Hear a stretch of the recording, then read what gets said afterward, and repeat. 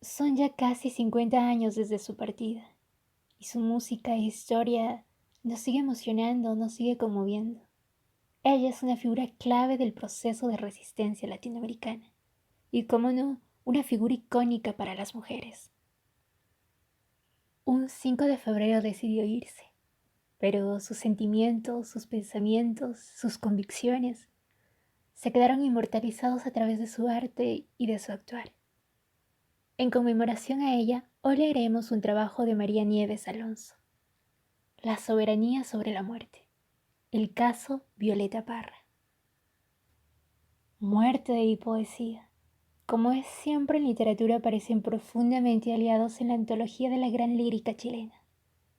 Observamos continuidades y discontinuidades, estilos, subgéneros, modos de designación y apelación, revelaciones, ocultamientos, procedimientos antropomorfizantes, máscaras, ficciones, el poema convertido en cadáver, aceptación, androginia. En este contexto, el caso Violeta Parra, casi en la mitad de gran serie, es inquietante y consolador, exacto y múltiple.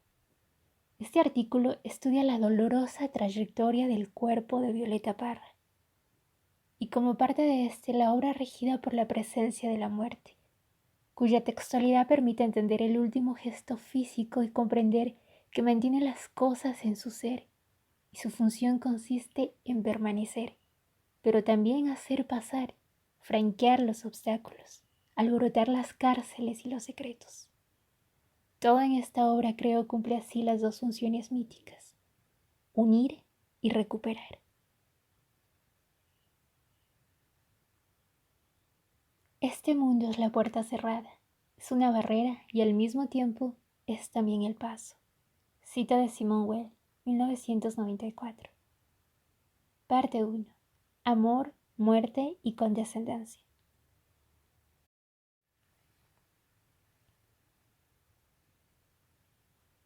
Los hombres querrían escapar de la muerte, extraña especie, y algunos claman morir, morir, porque quisieran escapar de la vida. Eso es lamentable y extraño, es un error. Así describe Maurice Blanchot en su íntimo y breve relato autobiográfico, El instante de mi muerte. El notable filósofo ha descubierto, sin embargo, seres que jamás le han dicho a la vida cállate y nunca a la muerte vete. Estos bellos seres casi siempre, afirma Blanchot, han sido mujeres. A los hombres el terror los asedia, la noche los consume, ven sus proyectos aniquilados, su trabajo convertido en polvo. Ellos, tan importantes que querrían construir el mundo, quedan estupefactos. Cita de Blanchot. Pienso que una de esas bellas y complejas criaturas es Violeta Parra. En ella la relación vida-muerte es de tal espesura e intensidad que su escritura y existencia se convierten en una celebración de la vida y una apropiación de la muerte. Encuentro radical. Alianza y memoria que previene, requiere y crea una herencia irrevocable. La herencia artística y ética de la obra de Violeta no cesa hoy de interpelarnos. Pareciera dirigir su llamado a nuestra propia mortalidad. ¿Cuál es el secreto? ¿Cuál es el sacrificio en la vida y obra de la autora de uno de los más tiernos registros epistolares, de una de las poéticas más entrañables, honestas y competentes que yo haya leído? ¿Qué relato se puede construir sobre la base de esta herencia irrevocable que se hace más visible en las experiencias enigmáticas de la muerte de los otros? ¿Qué intercambios se establecen entre la poeta sobreviviente y los espectros de los difuntos? Gracias a la vida y darse la muerte. Vacío y plenitud, silencio y sonido, culpabilidad y responsabilidad, lanceta y herida, oscuridad y luz, que me invita a pensar e imaginar la dulce vecina del jardín florido sobre estos aparentes contrarios, sobre sus bodas y su escándalo, Todo ello, por cierto, articulado dentro del flujo de la poesía chilena y las figuraciones, nombres y aprecio, desprecio de la muerte. Segunda parte. Yo no canto por cantar, y para envolver los bichitos yo rompo mi silabario, preparada para cantar, preparándose para partir. La presencia de la muerte en la poesía y literatura de todos los confines y tiempos es una evidencia tan absoluta como la razón del origen de la tragedia. Es el círculo que Blanchot, lector de Kafka, llama escribir para morir. Morir para escribir. Palabras que nos encierran en su exigencia circular, que nos obligan a partir de lo que queremos encontrar, a buscar solo el punto de partida, a hacer así de ese punto algo a lo que solo nos acercamos alejándonos, pero que también autorizan esta esperanza, allí donde se anuncia lo interminable, la de hacer surgir el término. Fin de la cita.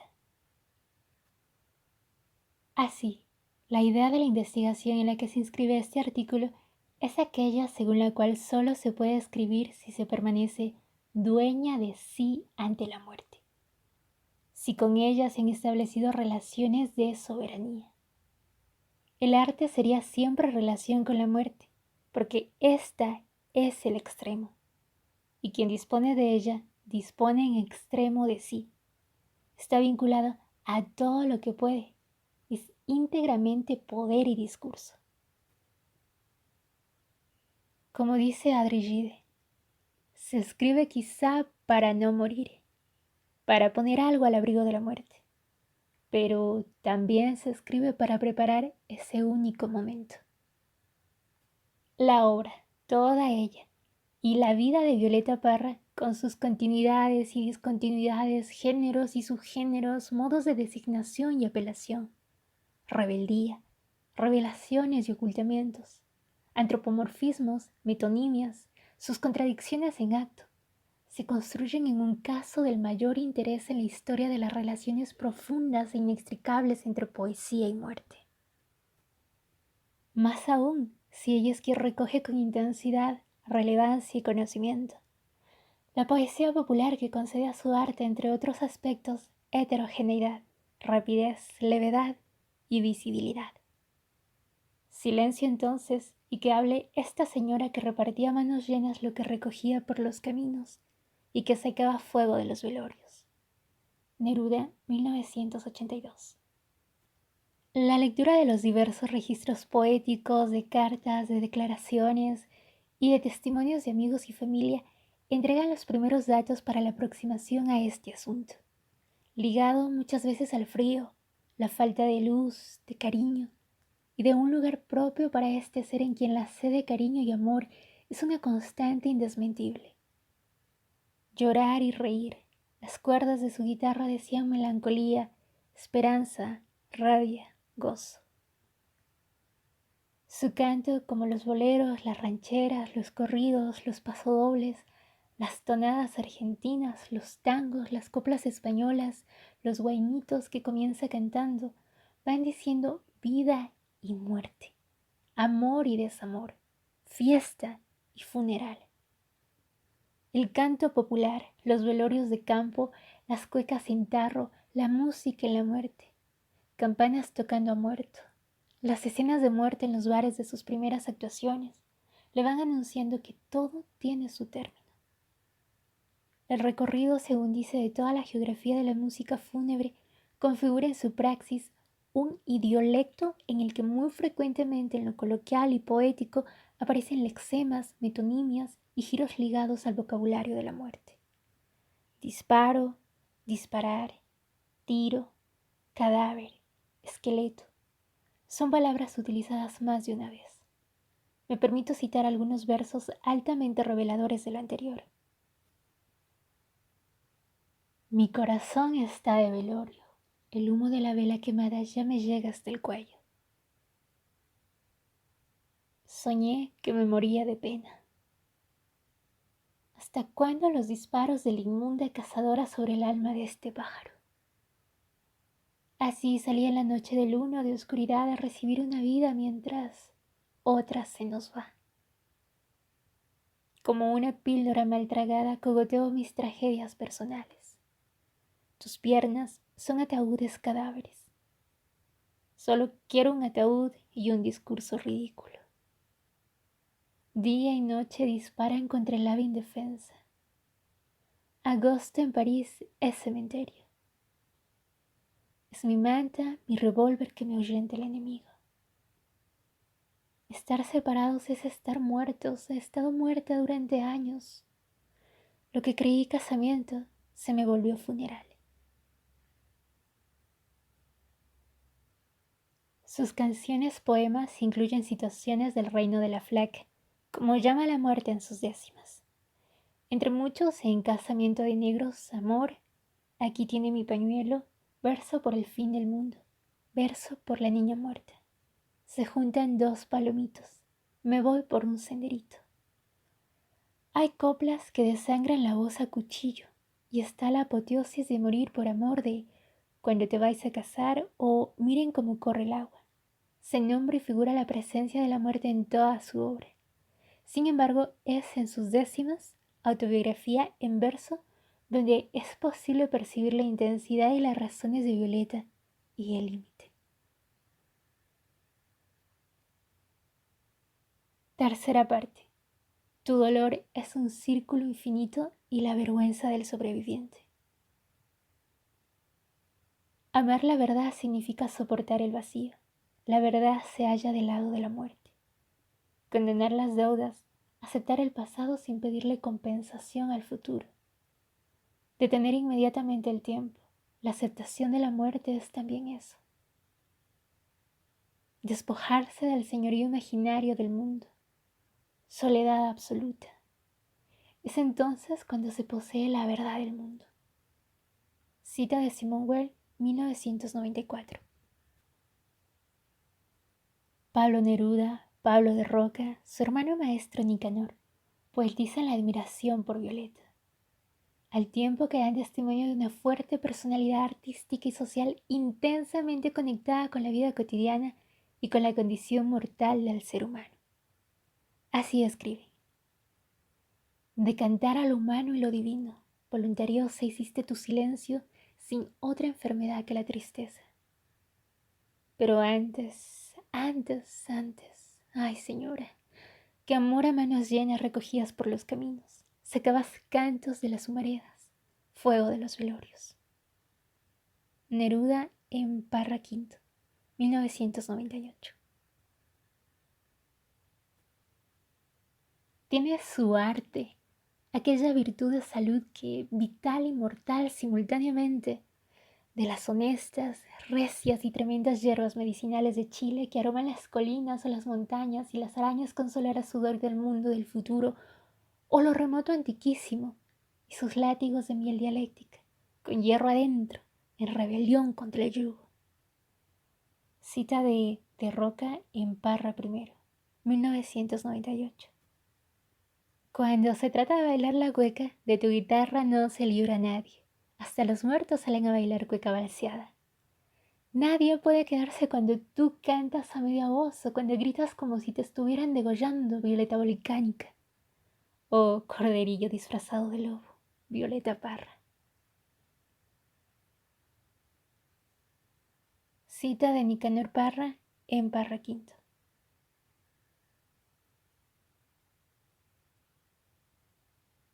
Sacristana cuyaca de Andacollo, lámpara sangre, cocinera, niñera, lavandera, viola fúnebres.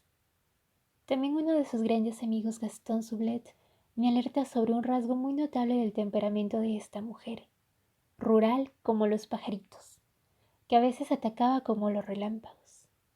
Escribe Sublet: entendí también entonces que su creatividad, su coraje y la fuerza de su personalidad conllevaban una cara oculta donde se aposaba periódicamente una sustancia amarga e iracunda. Todos los seres tienen su parte de luz y su parte de oscuridad, dice Lao Tse, y Violeta no hacía excepción a esta verdad fundamental. Era el precio que ella debía pagar por ser una persona excepcional, una mujer superdotada. Fin de la cita. Leo los múltiples testimonios, leo su obra y pienso en un secreto, en la antigua noción de culpa cristiana y en ese nudo ciego del que habla con frecuencia la poeta. Pienso en el sentimiento de vergüenza, en el desasosiego del que tan hermosamente han escrito Pessoa y Taguchi. Siento el dolor de la conciencia de la mortalidad y regreso al tema de nuestra investigación sobre las formas y figuras de la muerte en la poesía chilena. Las décimas de Violeta Parra, su autobiografía en verso, relata varios momentos en los cuales la muerte es parte fundamental del flujo vital poetizado. Hay en este sentido una situación, una experiencia iniciática para quien se asoma al mundo, y que es una intensidad sorda de la que resulta difícil dar cuenta, asumir racionalmente o desterrar. Me refiero a la enfermedad, a aquella peste que le invade en el tren que lleva a toda la familia a Lautaro. Leo y transcribo. Contra su pecho furiosa como una joya preciosa, como una florida rama. Su tibia falda en mi cama era muy grande consuelo. La veo con sus desvelos humedeciendo mis labios. La fiebre me daba agravios, la sed me quita el resuello. En este estado tan cruel termina la diligencia. Salimos de la presencia fatal del maldito tren. Viendo la preocupación que a mi madre dominaba, con las respuestas que daba supieron que su dolor le mandaron un doctor. Después que nos instalaron, al dueño nos encargaron con mucha solicitud, si pienso en el ataúd, que por miles le llevamos. Vinieron muchas visitas, algunos a saludar, algo otros a preguntar cómo estaba la guagüita. Detrás de esa palabrita la flaca estaba acechando porque se van contagiando los pobladores, se espantan, no saben qué está pasando. Nadie sospecha jamás quién era la causadora de tales malditas horas. Seguro que no se sabía. Fue grande la mortandad que ocasionó a la inocente. Fin de la cita. Parra quinto. Nota del autor. No registraré las formas y semánticas del dolor o la pena también dominantes e intensísimas, pero naturalmente están conectadas y se funden en los requiebros de la muerte y su análisis. Violeta Parra, según piensa Simone Weil sobre este sentimiento. Amar mucho la vida para amar más la muerte, porque amar la verdad significa soportar el vacío y por consiguiente aceptar la muerte. La verdad se halla del lado de la muerte. Aún más, la agonía es la suprema noche oscura que incluso los perfectos necesitan para lograr la pureza absoluta. Y para ello es mejor amar, aceptar el pasado sin pedirle compensación al futuro, detener inmediatamente el tiempo. La aceptación de la muerte es también eso, vaciarse del mundo, reducirse al punto que se ocupa en el espacio y en el tiempo, a nada, despojarse del señorío imaginario del mundo, soledad absoluta. Es entonces cuando se posee la verdad del mundo. Fin de la cita. Y fin de la nota de la autora. De este modo, a la niña que subió al tren de cinta blanca en el pelo, abrigo de terciopelo, sandalitas de charol, el destino traidor le arrebata sin piedad su belleza y su candor, y de lo que fue aquella flor no le quedó ni la sombra. Hay en estas décimas tres conceptos que quisiera destacar: muerte, culpa, secreto, y que en mi lectura al articularse con sus opuestos generan una escena inicial en la cual planea un sentimiento que surge de una falta, marca, deuda o diferencia. Esto es la vergüenza. Como se lee, la inocente Violeta es la portadora de una terrible lanceta, lo que la convierte en ayudante de los trabajos de la flaca. Escribe: la flaca estaba acechando, porque se van contagiando, los pobladores se espantan, no saben qué está pasando. La familia guarda el secreto y la niña, aunque convertida en orejón, espanto, garrapata, sobrevive. No obstante, ha perdido el candor. Ha vivido el encuentro terrible y los efectos de una cercanía y una culpabilidad difusa que la acompañará para siempre.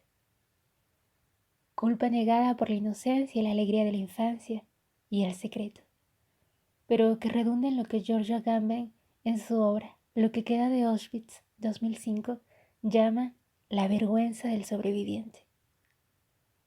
De este modo, y aunque la distancia y magnitud de los hechos que involucran a toda la humanidad puedan parecer inconmensurables a nuestro caso, Agamben me da claves para entender el caso de Violeta Parra, el privado y entrañable caso de un artista que, como pocos y pocas, es testigo modalizador de su pueblo y compañía para quienes sabemos que lo que confiere al arte su poder de testimonio no son las palabras, sino la relación ambigua y desconcertante entre las palabras, la voz, el ritmo, la melodía, las imágenes, el silencio. Agamben 2005. Lo señalado constituye en la obra y vida de la autora chilena una textura cuya clausura no ocurre en 1967, sino que expande sus saberes y dolores en lo que podría llamarse herencia o sobrevida de quien ve y busca la Gorgona, y concibe un arma liberadora frente a la pesadez de la situación extrema o del límite sin horizonte.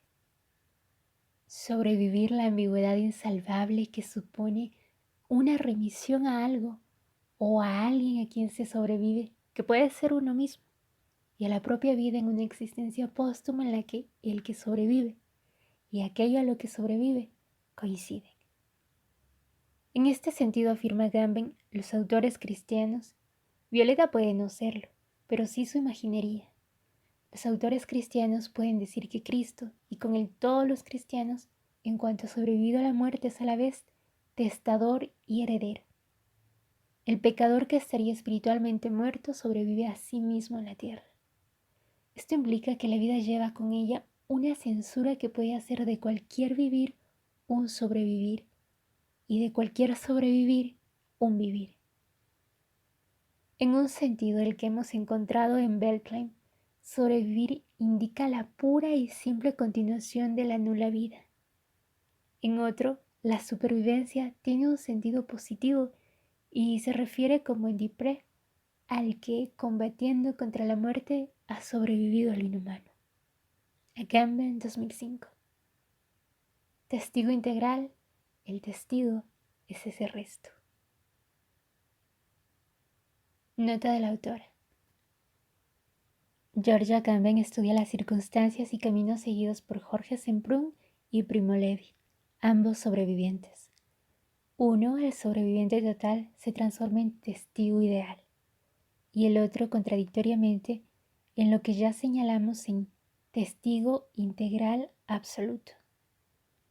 El sentido y el no sentido de esta paradoja se hacen transparentes en este momento. Lo que expresan ellos no es otra cosa que la íntima estructura dual del testimonio como acto de un actor, como diferencia y complementariedad de una imposibilidad y una posibilidad de decir, de un no hombre y un hombre, de un viviente y de un hablante. El sujeto de testimonio está constitutivamente escindido. No tiene otra consistencia que la que le dan esa desconexión y esa separación, y sin embargo no es reductible a ellas. Fin de la cita. Agamben 2005, página 158. Y fin de la nota de la autora. Pero volvamos a la vergüenza del sobreviviente. Es irresoluble contradicción de la condición existencial del que ha sobrevivido. En tanto que ser de razón, sabe que no es culpable. Pero su humanidad le impone en el nivel emotivo sentirse presa de la culpa. Fue grande la mortandad que ocasionó al inocente, escribió. Saber en el caso de Violeta que ocasionó que murieran 6 escribientes, 4 docenas de pacos y pa' peor, se lleva, en sus propias palabras, sacó el mal para San Clemente. Cayeron grandes y chicos, ricos y pobres. Fin de la cita. El secreto que tácitamente se decreta y en el que se vive el mal acentúa la idea de falta y pecado, proyectándose así sobre la niña las primeras sensaciones, el fantasma, el pozo amargo de la vergüenza metamorfoseada en su cuerpo como pezuña y marca. Marca del elegido, marca del culpable, marca del sobreviviente escrita en el mismo rostro, pero también huella y escritura de los difuntos que dominan la escena primigenia del encuentro de la poeta con la muerte. La peste es un gran delito para quien tiene su huella. Fin de la cita. No obstante, la vida empuja y con abundante inocencia, poquito a poco, la niña va armando sus jugarretos. Escribe: yo soy la feliz violeta, el viento me desaliña. Fin de la cita. Viene pronto la salida al afuera, la agresiva relación con las compañeras, el colegio. Pero asimismo hay complicidades, hay apoyo, amor y más juegos. Escribe: Malaya, los desesperos que paso con Marilú. Rayaba mi canesú, 10 veces me tira al suelo, me rompe libro y cuaderno. Por todo busca pelea, y luego me zamarrea, cual pollo en corral ajeno. Fin de la cita. También escribe: la pica es que la violeta trinaba como canario repitiendo el silabario. Otra. Cuando llegaba el verano con sus destellos dorados salíamos disparados a pulmonear aire sano. Y en otra. Al río en tardes de sol como patitos al agua. Felices están chicos nadando como una tagua de espaldas al arrebol. Fin de la cita. Llegan las dificultades económicas, la dictadura que practica el malvado, la maleza que va creciendo en la casa del profesor y, de nuevo, la muerte en la figura del hermano menor, Polito, el ángel al que velan 3 días y llevan al cementerio con alba color de armiño. Escribe: no tan ausente el criterio me anuncia muy pequeñita que en libertad mi manita vive en cruel cautiverio. Fin de la cita. Ya está corrido el telón, ya hay presagios en la mente de la niña. Taitita, taitita de mis tormentos, que está que lo lleva el viento con su flacura de muerte. En un día de gran quebranto y crecida pena, la partida del padre le hace pensar que la muerte es un animal fatigoso y altanero, bullicioso y pendenciero, que cuando se llega a asomar se siente un hielo que espanta, un miedo poroso que ningunito aguanta ni puede detener, pues llega como un torbellino, y sus dientes como un molino trituran al mortal. Satanás caníbal, la muerte es un tiburón, tragedioso y altanero. Fin de la cita. Sin culpa ni programa, el hambre caníbal del tiburón tragedioso y altanero todo lo invade. En el mismo velorio se arma un casorio del que nace otro ángel destinado al funeral, como el propio cónyuge cuya vida amarga, aquella tonta murienta hasta que el pobre murió. Los versos por saludo, por procedimiento, por sabiduría y por despedida, dedicados al pequeño, expresan los sentimientos, los saberes múltiples, religiosos, populares, bíblicos, y una experiencia que la creadora va mezclando en su quehacer artístico que actúa aquí como voz de consuelo y expresión del ritual del pasaje y la despedida. Escribe: Madre mía, no me llores porque me voy de este mundo. Con sentimiento profundo te dejo mis 1000 sinsabores. Resuenan ya los tambores y la música de los cielos recibe como un consuelo la gloria que me ha llamado. Por no tener ni un pecado me saca del triste suelo. Qué pena tuve en Quirihue, qué rabias en Miraflores, qué malestar en Doñihue, pesares en Bucalemú. Fin de la cita. Angustias, tormentos, sobresaltos, hambrunas, delirios, desvelos, incertidumbre, suspiros, cansancios, flojera, nostalgia, aburrimiento, espantos, martirios, engaños, miedo, ataques, calamidad, pelambres, desdenes. Toda la geografía para la pena y la desolación. Solo prosperidad en Nimblinto, aplausos en Conchalí y en la quebrada del Ají. Amores y vino tinto hay para la cantora infeliz. La chilena errante, llamada así por su hermano Nicanor, deja su pueblo y viaja a la capital. El matrimonio con un gandul de profesión ferroviario, el trabajo en cantinas y bares, la vivencia de otras pobrezas, le hacen añicos el corazón. El asesinato de la Tere, la sordidez de espacios, relaciones, le muestran la injusticia y la ineptitud de los códigos sociales al uso y la ley. Aumentan el desacomodo y el desasosiego que trae prendido en el corazón. Como freno, protección y remedio está la poesía y el canto. Así fue antes el Lautaro. Sin embargo, todas estas muertes y durísimas vivencias son experiencias, y aún la del padre, por prevista y esperada, son experiencias que deben conectarse con otro acontecimiento perturbador. Me refiero a otra muerte, que intensificará y perfilará, creo que definitivamente, la relación de Violeta Parra con este extremo vital inexcusable, ya iniciado, fundada en la escena originaria que transfigura a Violeta en sobreviviente tocada por los desazogantes sentimientos de la vergüenza y la culpa. Escribe: muy tarde, señor oyente, para hablar de arrepentimiento. No mostré buen sentimiento estando el cuerpo presente para hablar de arrepentimiento. Cuando regreso al país, el alto montón de escombros que cae sobre los hombros, no encuentro ni la raíz de un árbol que yo dejara. Fin de la cita. La muerte de Rosita Clara durante la ausencia prolongada de Violeta provoca un dolor tan profundo como la vergüenza, la culpa y el castigo que cree merecer quien reconoce haber olvidado pronto la pena de dejar a la pequeña inocente a la que no supo cubrir con su manto.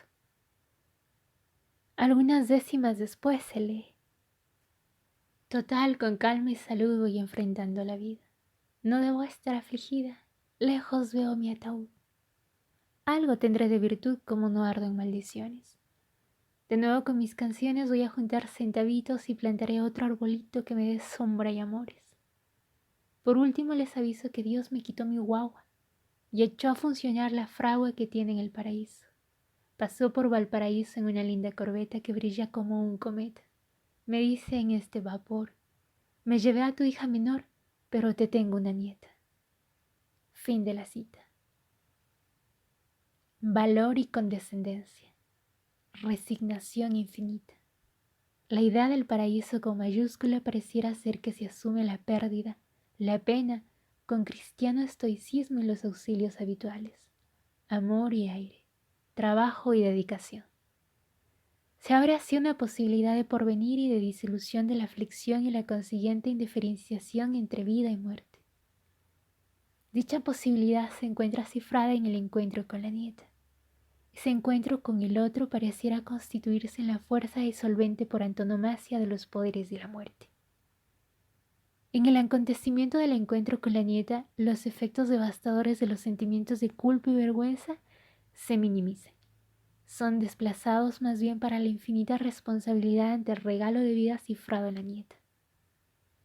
¿El poema y el canto no son acaso el lugar del acontecimiento de lo otro? Espacio del llamado dirigido a la humanidad y mortalidad del otro. La internalización artística de lo que antes se reconoce como despojo, con calma y salud, y la responsabilidad entre otro ángel permiten seguir la vida. La sombra del castigo y el furor de la culpa se ausentan por momentos para, sin embargo, reaparecer intensificados en otros versos y en cartas. Escribe: cuando yo salí de aquí dejé mi guagua en la cuna. Creí que la mamita luna me la iba a cuidar a mí, pero como no fue así, para que el alma se me parta por no tenerla conmigo. El mundo será testigo que he de pagar esta falta. ahora no tengo consuelo, y amargas como la sal, vivo en pecado mortal. Fin de la cita. Punto y aparte terminan las décimas. Seguirán las penas de la violeta volcánica, contradictoria y tierna. 21 son los dolores, muchos los desengaños. Van y vienen los pesares.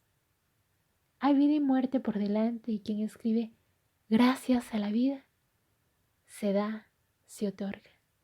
Años más tarde, muerte y activo una soberanía escandalosa para mi condición, no ya de pequeña burguesa, sino de cristiana que olvida que en el origen de nuestra salvación brilla una vida que solo puede cumplir su travesía aceptando su propia muerte. Efectivamente, el tercer momento de esta relación en vida es decidir el fin, el traspasar la frontera en una decisión soberana. Originalmente el soberano es quien puede dar o quitar la vida, y tal vez en libertad. Lo anterior lo podríamos sostener por el consuelo que significaría aceptar que la muerte, voluntaria o aceptada con pleno conocimiento de causa, es la manifestación suprema de la libertad, por lo menos de la libertad abstracta del individuo aislado. Si creemos con fe absoluta que el hombre no podría ser libre si no fuera esencial y voluntariamente mortal. Cita de Coelho, 1983. Tal estilización de un acto que casi siempre es producto del más extremado dolor y ahogo sería mistificadora y solo podría atenuarse por la convicción de que solo la certidumbre de la finitud y su anticipación convierte a un artista en legataria. La sensación apremiante de la propia mortalidad, más aún en el caso de Violeta Parra, su inmediatez y sentimientos consecuentes, constituye un acto que cruza toda la obra de la poeta, intensificándose con el tiempo que todo lo desbarata. Ya hemos escrito sobre la conjunción de furia y ternura de esta chilena, huilliche española, que parece aceptar el despojamiento como origen de su creación o que, como el español Antonio Gamoneda, sabe que la belleza tiene su origen en el dolor. Violeta, ya que conoces la treta de la versa popular, principíame a relatar tus penurias a lo poeta. Fin de la cita. Penurias, ternuras y la búsqueda de la verdad hasta el límite posible, imposible. Quien escribe gracias a la vida, quien es legataria de nuestro otro himno patrio, quien es tal vez la conciencia hospitalaria más intensa de nuestra poesía, quien es junto a Mistral nuestra madre y conciencia de la patria, es una suicida. Pero que en su vida se juega contra el olvido y la desmemoria, y en su obra, y en su muerte como en la de Lord Colevi, se juega y se accede a su sobrevida y su permanencia. Viva hasta en la muerte. Violeta logra hacer el cruce, la boda entre el tiempo de la escritura, el tiempo mortal de una vida singular y el tiempo de la obra que es el de la perdurabilidad ignorante de la muerte. De este modo, como escribe Paul Ricoeur, la cuestión es ante todo una cuestión de sobrevivientes. Es que nos preguntamos si también los muertos siguen existiendo, sobre el coraje de afrontar la muerte a través de la escritura, sobre la tentación del suicidio.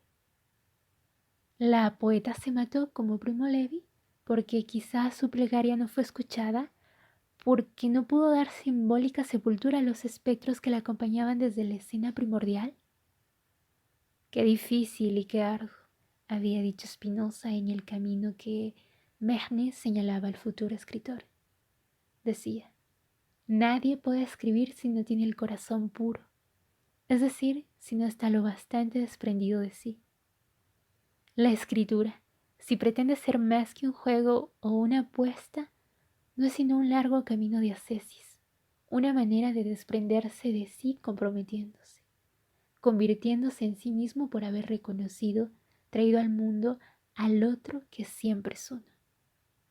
Fin de la cita. Subirats, 1983. Tal es el nudo.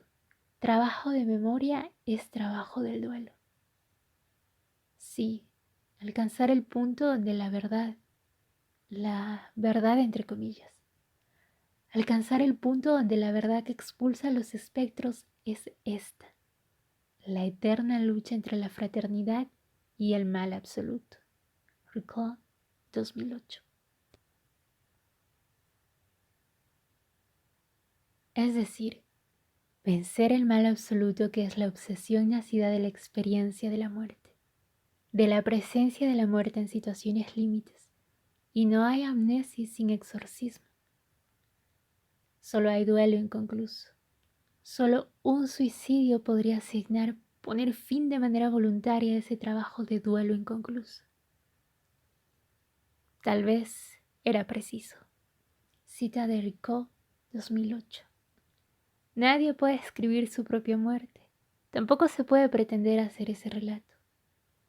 Violeta vive una anticipación, una agonía desde muy temprano y va ficcionalizando su estar en el límite, dando claves que hablan de esto y otorgan el sentido de liberación al momento en que una pistola se convierte en parte o extensión de su propio cuerpo y parece poner en orden una serie de hechos que posibilitan y producen aquello que no ocurre, porque las cosas son agenciadas por el propio sujeto en ausencia de testigos.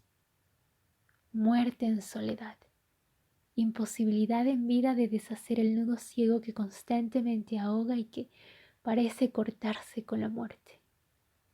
La forma última de llorar, pero también la forma última de rogar, de pedir perdón por sí misma, por los difuntos que habitan su palabra, por los seres que su alma acogió con hospitalidad y responsabilidad.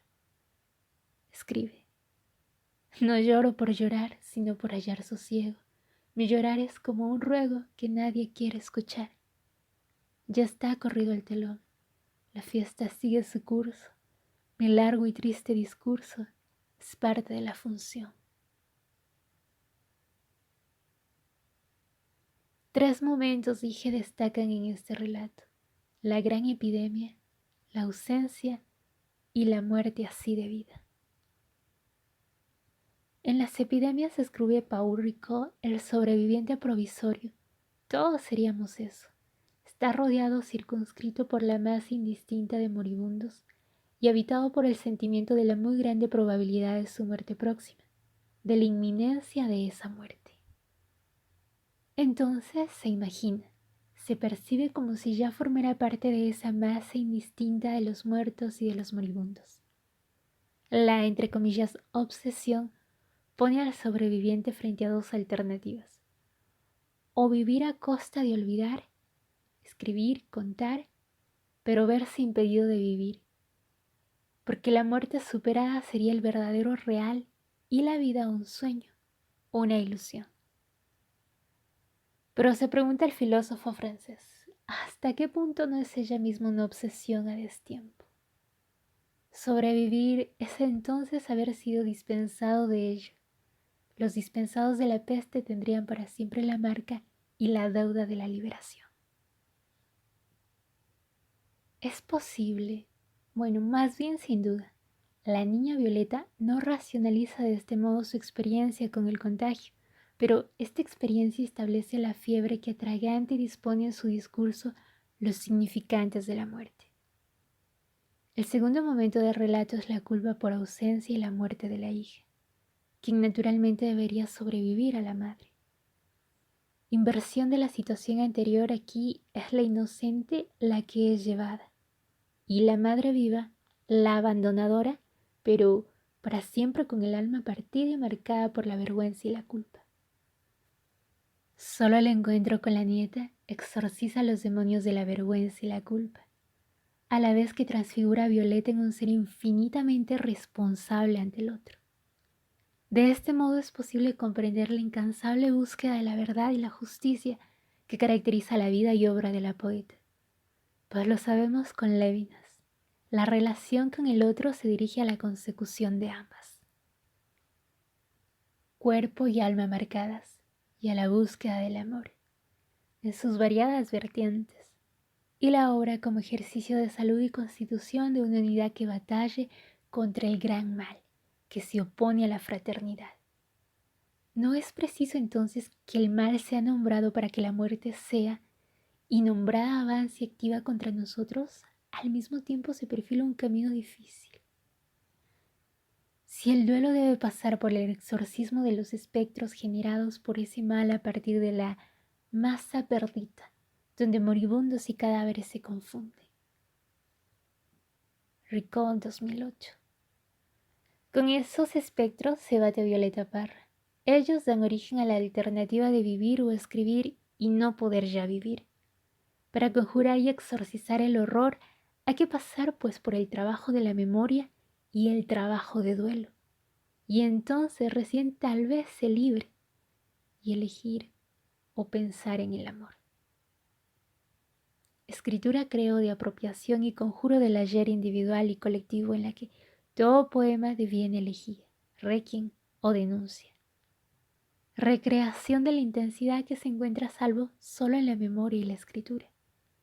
Esta poesía del recuerdo y de las penas de amor es sin embargo irreductible a la pura significación pretérita dentro de la cual puede ser encerrada. Su obra sigue fabulando provocadoras conexiones de la individualidad y sus penurias con su sociedad y la política. Violeta escribe con sus recuerdos de lo perdido, pero no por narcisismo, sino porque ellos le permiten conectar lo individual con los males sociales y los fuegos de artificio de la política. No tiene fuego la Luisa, ni lámpara, ni pañal. El niño nació en las manos de la que cantando está. Por un reguero de sangre mañana irá el Cadillac y viva la libertad. La fecha más resaltante es la bandera nacional. La Luisa no tiene casa, la parada militar. Y el amor que abandona, el amor que vuelve a dejar 1000 grados bajo cero la carpa, las otras razones.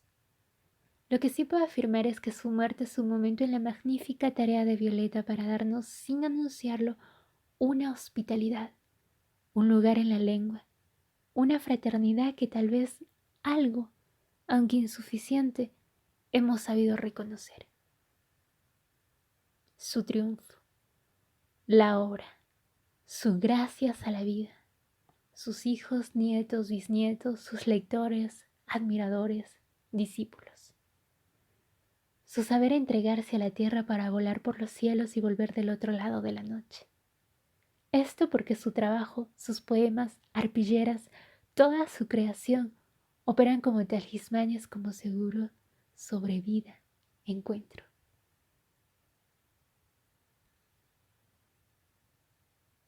Cuarta parte. Aquí tiene mi pañuelo, señora, seque su llanto. La vida, la obra. Un día veremos la resurrección de las mariposas disecadas, y aún andando por un paisaje de esponjas grises y barcos mudos, veremos brillar nuestro anillo y manar rosas de nuestra lengua. Cita de Federico García Lorca. Violeta Parra muere el 5 de febrero de 1967 en su carpa de la reina. Consuelo, alivio, deuda, insuficiencia. A partir de esa fecha y hasta hoy aparecen y se realizan grabaciones, homenajes, notas de prensa. En 1991, Inés Dols recoge más de 500.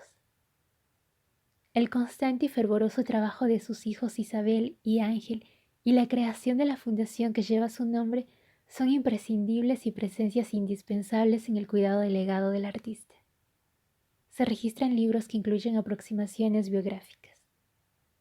Bernardo Subercaseaux y Jaime Londoño, 1976. Patricio Mans, 1986. Isabel Parra, 1985-2009. Incluyen poemas, canciones, cartas, testimonios. Carmen Oviedo, 1990. Una biografía novelesca. Mónica Echeverría, 2010. Ediciones y antologías.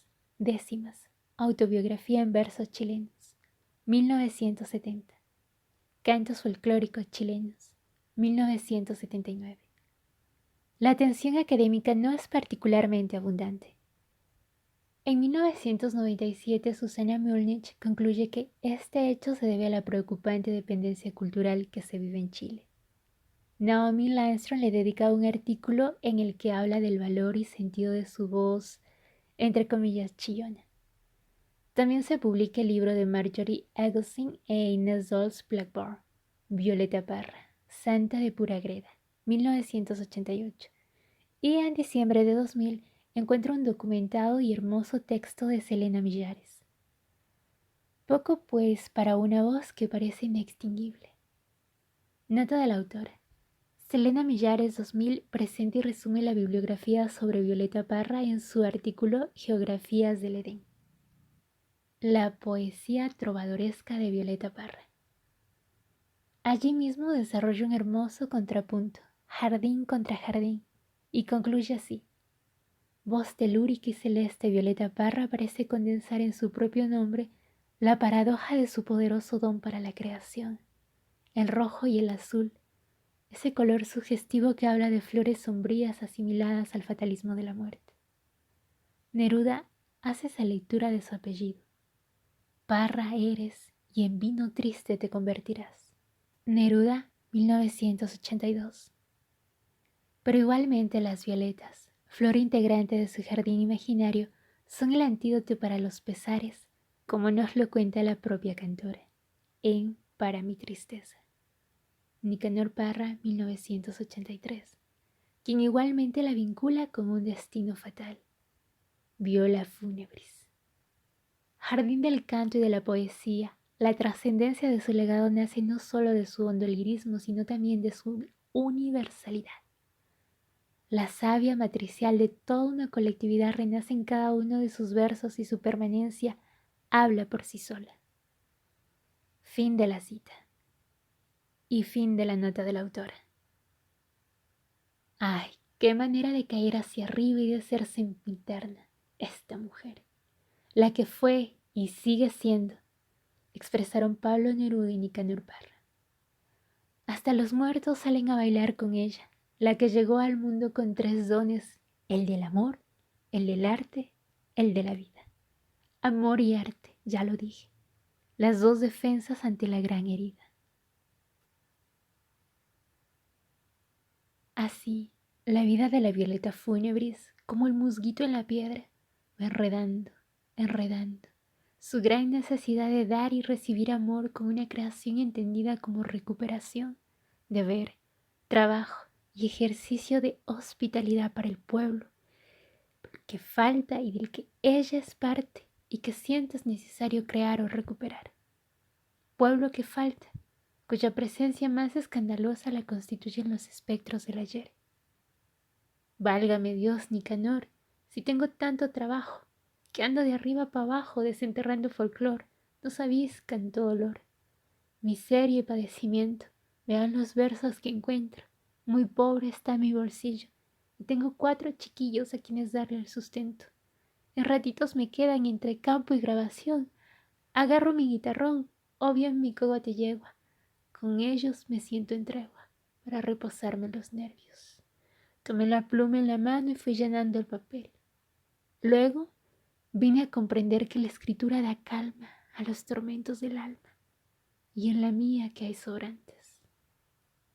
Fin de la cita. Igualmente las canciones permiten soportar la fealdad que la rodean y las historias al por mayor. Escribe. Llegaron como colmenas hombres de caras morenas, al pérfido restauran, se ponen a conversar, como podrido estropajo de la cintura para abajo.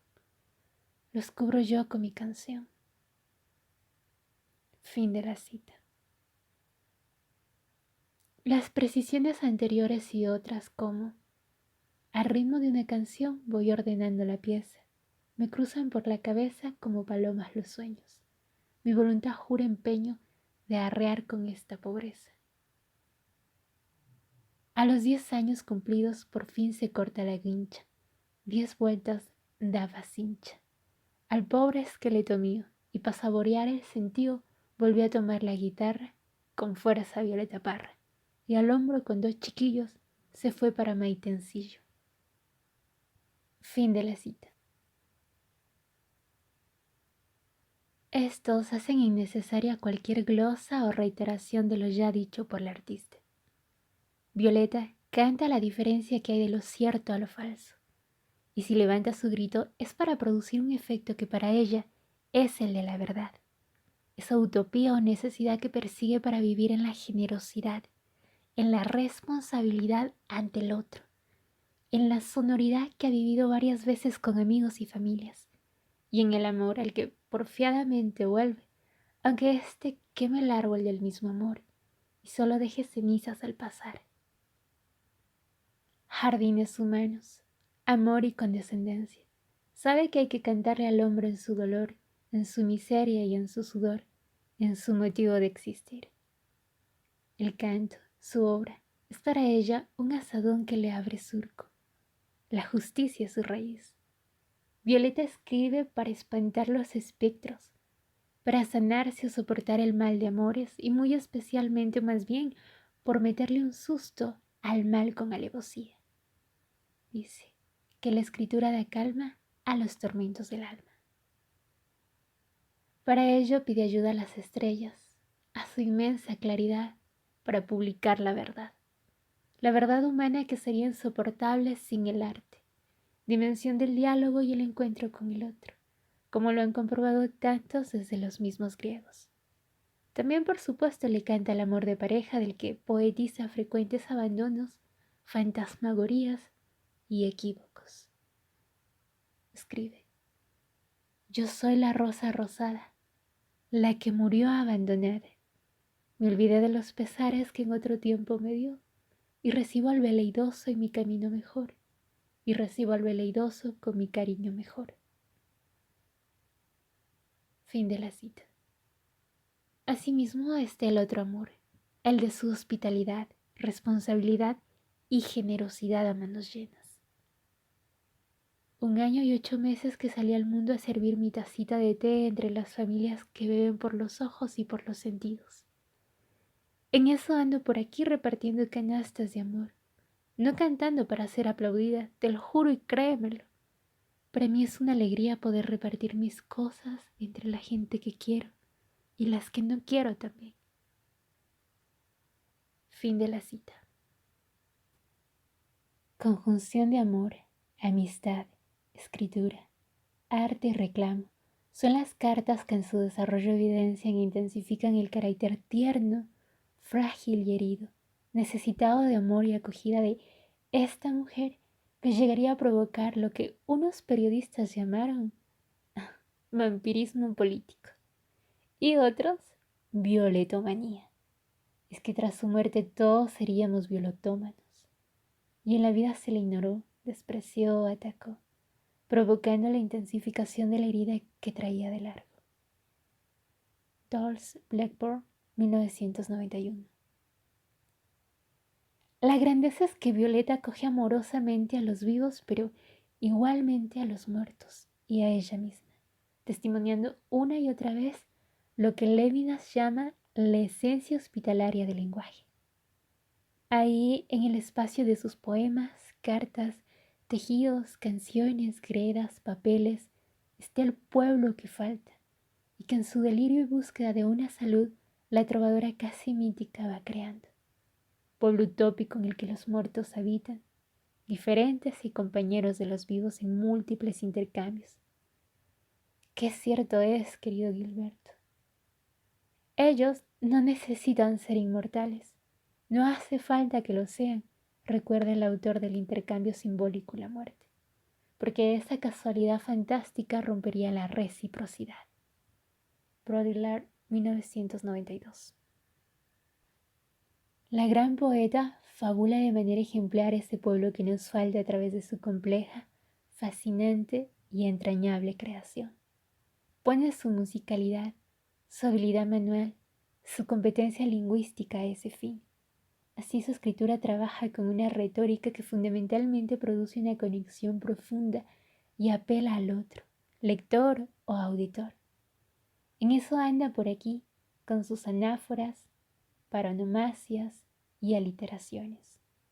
sus metonimias, encabalgamientos, apócopes, diminutivos, vocativos, cruces de reinos, con sus agenciamientos con la botánica y la zoología, la geografía humana, animización y animalización de su patria, sus comparaciones y metáforas. Con estos rasgos retóricos y temáticos, con una superideología generosa, con múltiples discursos, compone una escritura que libera el lenguaje del anquilosamiento y de la pesadez para darle alas que lo comunican con el pueblo a través de su ternura, guarida, morada, hogar, o su rabia, amenaza, cárcel, encierro. La enunciación de los objetos mínimos de pequeñas vidas, dulces sucesos y justicias particulares y rotundos males políticos y sociales hace que su obra se perciba como un acontecimiento de enunciación profundamente político, al tiempo que íntimo y desolado. La artífice de la nueva canción chilena y gran poeta abandona toda retórica grandilocuente, todo exceso verbal, y se sumerge en las voces colectivas que recuperan un exquisito y potente espacio de comunicación y presencia. Este ser de su lengua sería lo que Derrida dice que está en el otro, viene del otro, es la venida del otro, y carga con una promesa parecida al saludo dirigido al otro reconocido como mortal, finito, abandonado, privado de todo horizonte de esperanza. Derrida, 1997. Hablo también de la estética de lo pequeño representada en el uso de los diminutivos, sustantivos y conjugaciones verbales. Los nombres de las personas, animales y cosas y sus devenires siempre hacia lo heterogéneo minoritario. El efecto de cercanía, coloquialidad, naturalidad, rapidez de la lengua de Violeta sugiere el predominio de la retórica de la pobreza que revela lo que descubre Heidegger en su lectura de Hölderlin. Ser pobre es en sí el ser rico. La poeta que tiene frío está sola, abandonada, y es apenas una voz en el mundo al revés. No carece de nada, salvo de lo necesario. Puede aliviar su propio corazón, entregarse, repartir, encontrar, haciéndose cada vez más transparente, tierna, imperceptible y capaz de producir la humanidad multiplicada e ir elaborando su duelo. Violeta Parra, como Lorca o Rilke, siente la vida por vía de la muerte, pero la expresa con personalidad y acento propios, no por procesos de especulación interior, sino en torno a sí. Su reino poético está sometido a un imperio, a un poder único. Mas a lo largo de su producción la poeta ha ido desahogándose de ese sofoco, de ese nudo ciego de muerte, convirtiéndose en criatura poética.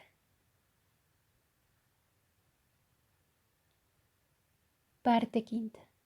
Los pajarillos no cantan, no tienen dónde anidar.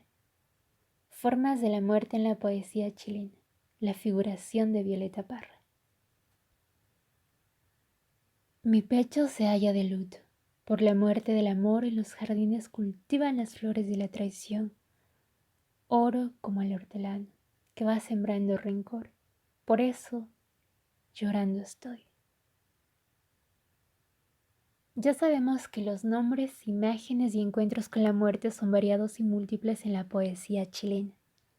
Contramadre del mundo, puta caliente, acreedora, disgregadora, impura, vieja lacha, vieja cutufa, bestia tufosa, andrajosa que espía callada, bestia codiciosa de futuros espasmos, desdentada, la señora, chaqueta amarilla, deslenguada, la mariscala, mañosa, empadronadora, avispa castrada, bicharraca asesina, descarnada, la flaca, la calva, andrógino perfecto.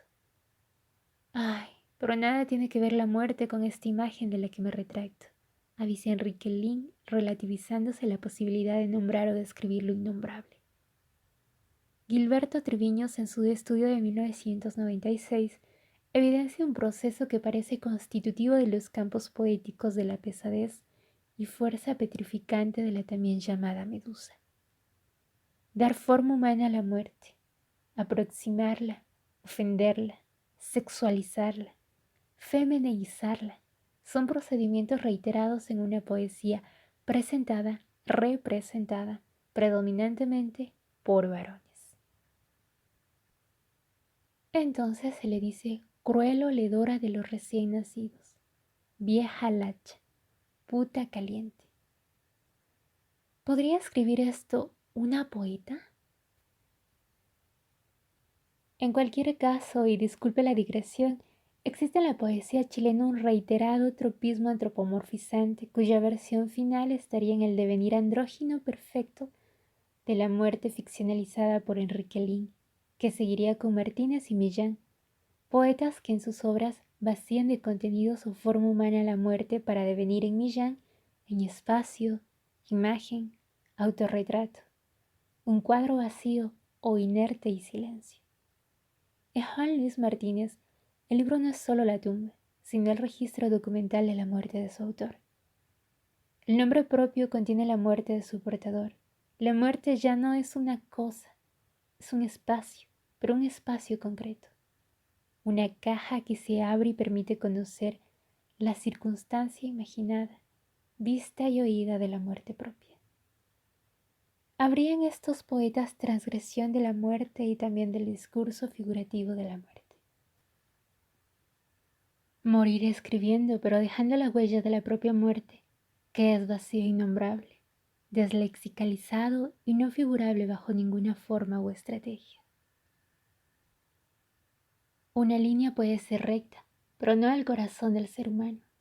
Tampoco la poesía es esa línea recta, y así quiero volver a la arregladora de angelitos que escribe con la muerte y la poesía siguiéndole los pasos. Lanceta terrible, fiera sangrienta, tiburón, avispa, animal fatigoso y altanero, escarcha, animal bullicioso y pendenciero.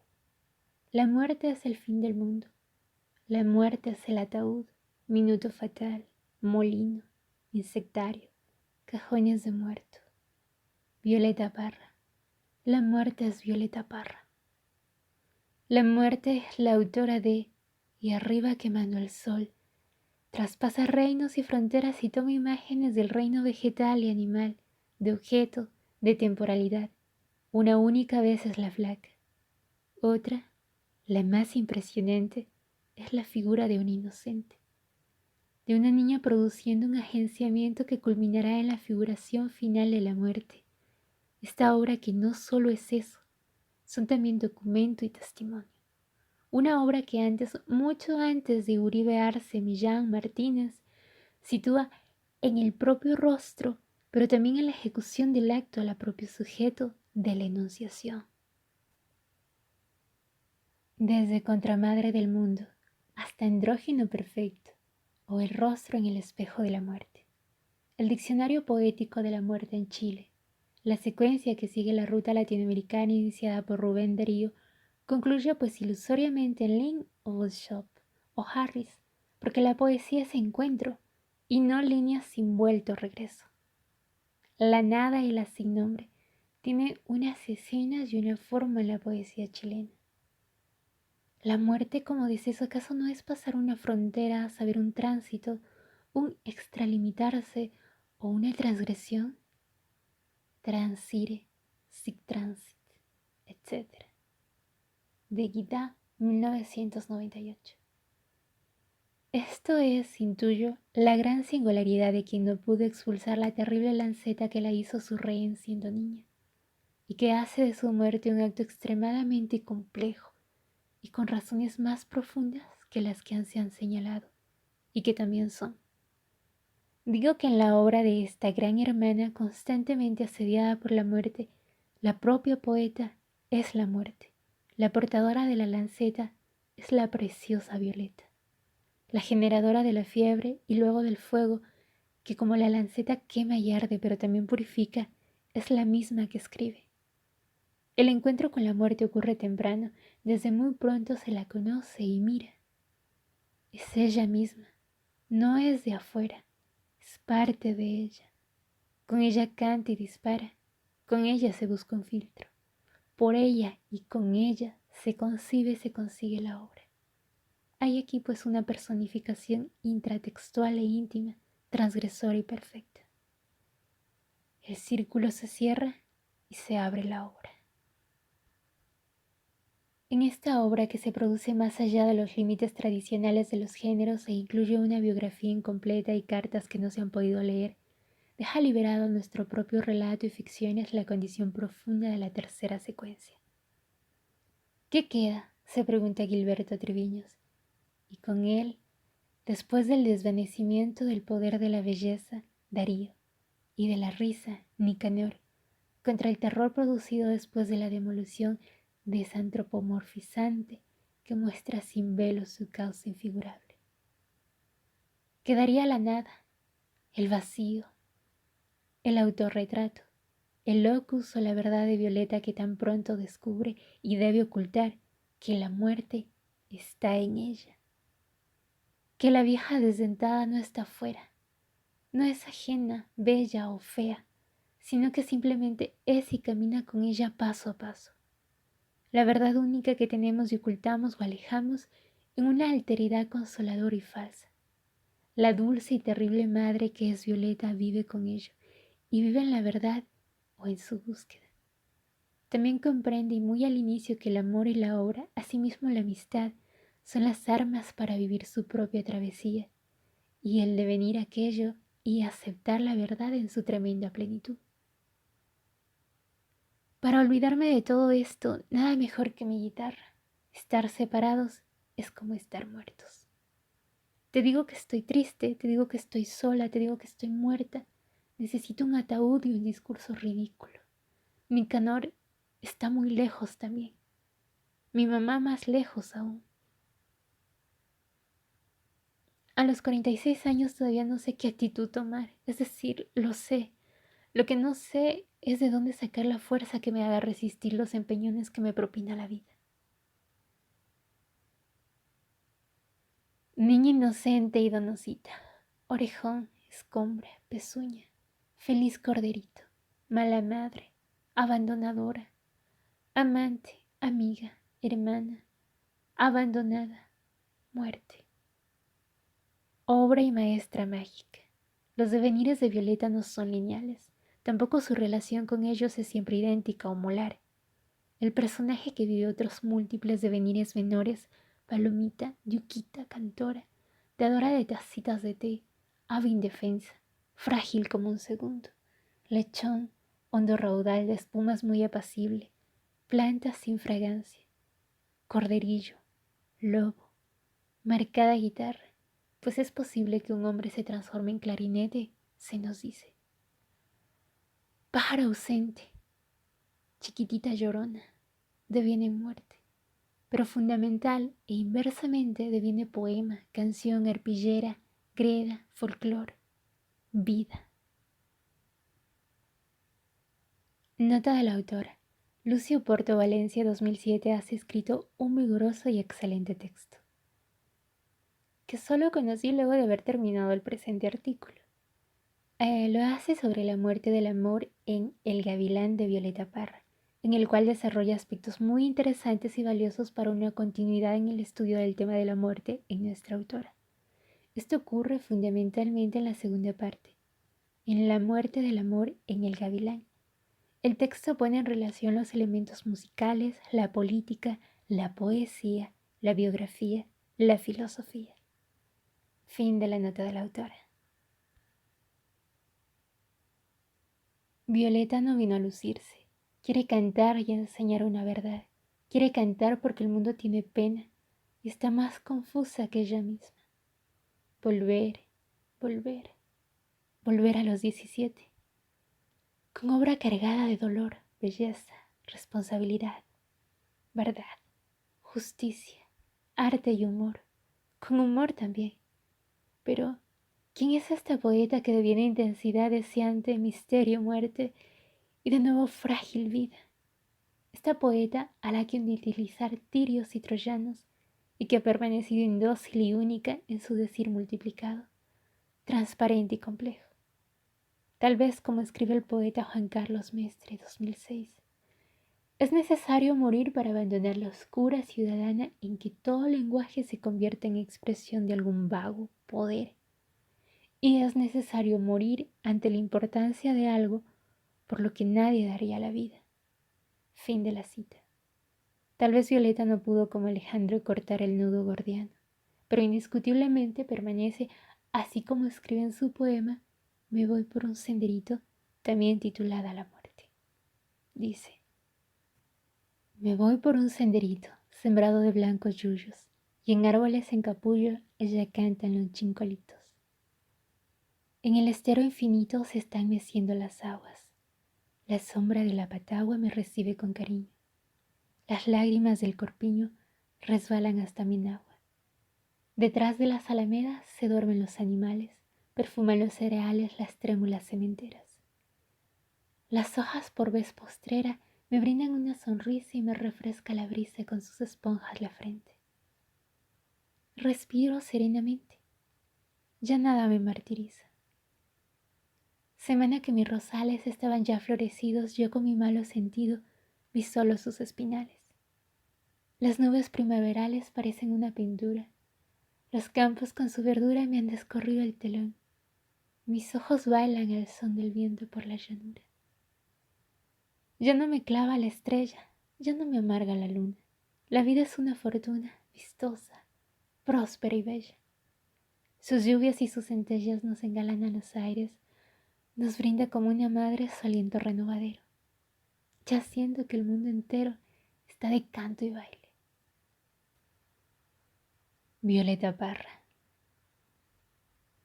Violeta elevándose sobre la muerte, pero también con su muerte se ha convertido en poema. Y yo quiero privilegiar la elegía, la vida y el canto. El tiempo y la muerte no han borrado casi nada, y yo me apropio de las palabras de Foucault sobre de Montgusset. El lenguaje de Violeta se opone por el sentido de sus flechas para que por la materia con la cual está hecho, apa la palabra iniciática. Este lenguaje no está construido sobre la certeza de que existe un secreto, uno solo.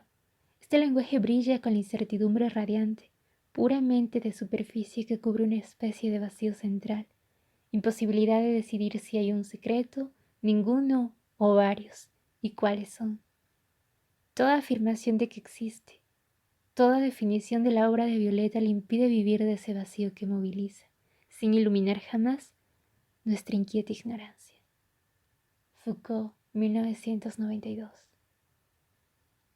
La obra de Violeta no fabrica ser, mantiene las cosas en su ser.